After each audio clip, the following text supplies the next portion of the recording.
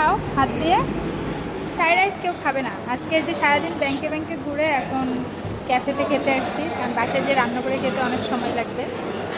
এই যে অনেক আয়োজন, বাসায় মুরগির মাংস আছে, তো আমরা এখন মাছ খাবো। মাছের আইটেম আমরা অর্ডার করছি, এটা হচ্ছে গুঁড়া মাছ, ঢেঁড়স ভাজি, মাছ ভাজা, লইট্টে মাছ, ওই মাছের আইটেম। বাট এখানে অনেকগুলোই আছে আইটেম, আমাদের এগুলো খাওয়া হবে না, যার জন্য আলু ভাজি আছে, ওভেন আছে না, খিচুড়িও আছে, ভর্তা, অনেক আইটেম। তা এখন আর বাসায় যাবো না, এখানে বসে খাবো। খাওয়ার ভিডিওটা এখানেই দেওয়া হবে। এখন টেবিলে যেয়ে যখন খাবো তখন খাওয়ার ভিডিওটা দেওয়া হবে।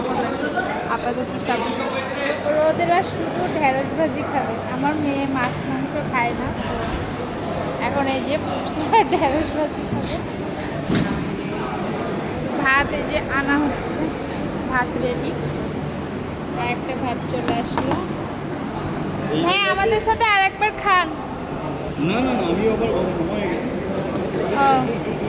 তাহলে তো ওর বাবার খেয়ে যেতে সময় লাগবে। এত কিছু আবার আঙ্কেলের কাছ থেকে এত কিছু নিছো? হ্যাঁ আঙ্কেলকে পেলে খেতে হবে নাকি? হ্যাঁ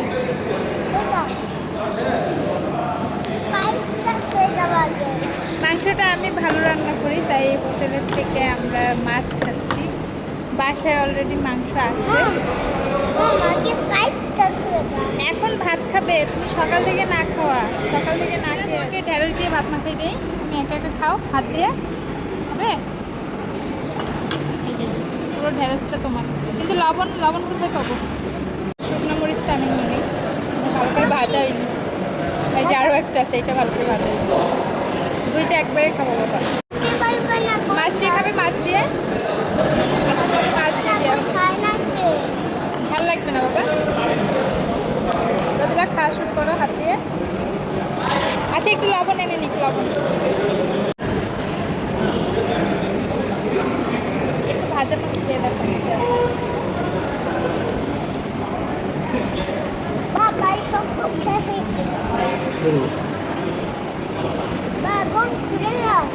আগে জানলে খাতে পারবো। এই যে লটকা মাছ, এটা কি লটকা? তো হ্যাঁ আলু দিয়ে করছে। কেমনে আলু দিয়ে রান্না করবো? মাছগুলো এমনি নরম, এরা পারবে। মজা আছে।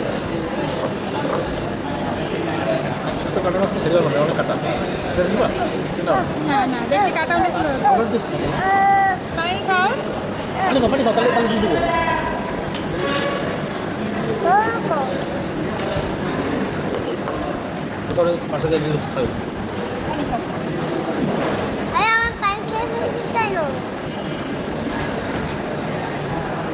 হয়েছে, থাক।